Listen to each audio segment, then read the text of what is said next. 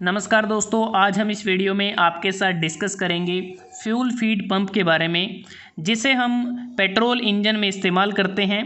और इसका main function ये रहता है कि इंजन स्पीड और लोड के रिस्पेक्ट में जो कार्बोरेटर का फ्लोट चैम्बर होता है उसे हम फ्यूल के साथ उसको फुल भरकर रखें और वहाँ पर एक सफिशिएंट क्वांटिटी ऑफ फ्यूल को सप्लाई करते रहें, डिलीवर करते रहें।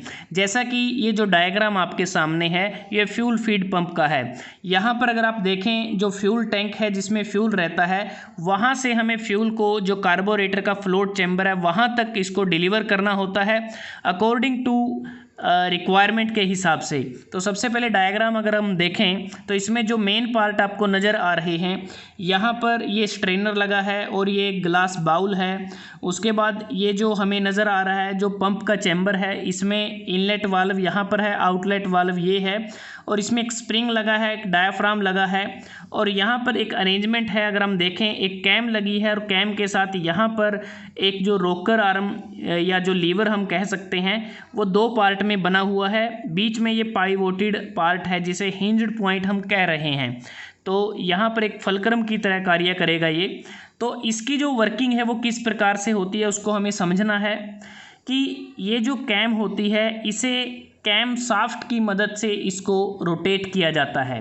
और ये जो एक प्रकार से जो फ्यूल फीड पंप है ये स्प्रिंग लोडेड फ्लेक्सिबल डायाफ्राम है, एक मैकेनिकल फ्यूल पंप है। और जब हम कैम शाफ्ट की मदद से कैम को रोटेट करते हैं तो सबसे पहले क्या होगा कि अभी ये जो आपको डायग्राम नज़र आ रहा है इस टाइम इसमें जो डायाफ्राम है वो अपवर्ड डायरेक्शन में है। और जब ये अपवर्ड डायरेक्शन में होता है तो उस दौरान इनलेट वाल्व क्लोज होता है और आउटलेट वाल्व ओपन होता है, क्योंकि जो पंप चैम्बर में फ्यूल है उसको सप्लाई किया जाता है कार्बोरेटर में। अब जो दूसरी कंडीशन ये होती है, जब कैम रोटेट करती है कैम शाफ्ट की मदद से, तो उस दौरान क्या होगा कि ये जो लीवर है तो ये थोड़ा सा ऊपर की तरफ मूव करेगा, जिससे जो स्प्रिंग है वो कंप्रेस हो जाएंगे और स्प्रिंग के कंप्रेस होने से डायाफ्राम डाउनवर्ड डायरेक्शन में आएगा। जैसे ही डायाफ्राम डाउनवर्ड डायरेक्शन में आएगा जो इनलेट वाल्व है ओपन हो जाएगा और आउटलेट वाल्व बंद हो जाएगा।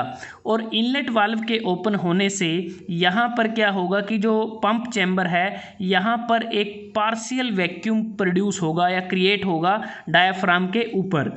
और पार्शियल वैक्यूम के क्रिएट होने से जो फ्यूल हमारा ग्लास बाउल में है वो स्ट्रेनर से होता हुआ और इस पाइपलाइन के माध्यम से इनलेट वाल्व के थ्रू वो पंप चैम्बर में चला जाएगा। तो इस प्रकार से हम देखेंगे कि जो स्ट्रेनर हम इस्तेमाल करते हैं इसका इस्तेमाल इसलिए किया जाता है अगर कोई इम्प्योरिटीज़ फ्यूल के अंदर है उसको रिमूव किया जा सके। तो जैसे ही डायाफ्राम हमारा नीचे की तरफ होता है और फ्यूल पूरी तरह से हमारा पंप चैम्बर के अंदर आ जाएगा, तो उसके बाद ये हमें देखना है कि जो फ्लोट चैम्बर होता है कार्बोरेटर का, अगर वो फुल रहता है तो उस दौरान क्या है कि जो डायाफ्राम है बिल्कुल लोएस्ट पोजीशन पे रहेगा।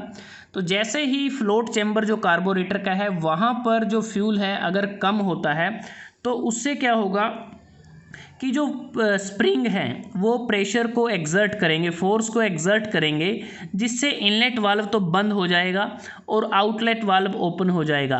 और आउटलेट वाल्व के ओपन होने से और ड्यू टू स्प्रिंग प्रेशर जो डायाफ्राम है वो अपवर्ड डायरेक्शन में मूव करने लगेगा। और डायाफ्राम के अपवर्ड डायरेक्शन में मूव करने से जो फ्यूल हमारा पंप चैम्बर में है वो आउटलेट वाल्व से होता हुआ कार्बोरेटर के फ्लोट चैम्बर में वो चला जाएगा। तो इस प्रकार से जो फ्यूल फीड पंप है उसमें कार्य होता है। और मेनली अगर हम बात करें जो फ्यूल फीड पंप है ये बेसिकली जो फ्यूल सप्लाई है, जो इंजन को फ्यूल सप्लाई दी जाती है उसको नियंत्रित करने के लिए फ्यूल फीड पंप का इस्तेमाल किया जाता है। और एक प्रकार से कहें कि जो फ्यूल फीड पंप है ये फ्यूल टैंक से फ्यूल को डिलीवर करता है कार्बोरेटर के फ्लोट चैम्बर तक फिल्टर से होते हुए। तो दोस्तों, आज हमने इस वीडियो में आपके साथ डिस्कस किया फ्यूल फीड पंप किस लिए यूज़ करते हैं, इसमें क्या क्या कंपोनेंट होते हैं और इसकी वर्किंग किस प्रकार से होती है। अगर आपको ये वीडियो अच्छा लगा आप इसको लाइक कर सकते हैं, शेयर कर सकते हैं अपने दोस्तों के साथ, स्टूडेंट्स के साथ। और जल्द ही हाजिर होते हैं एक नए वीडियो के साथ। तब तक के लिए धन्यवाद। आपका दिन शुभ रहे।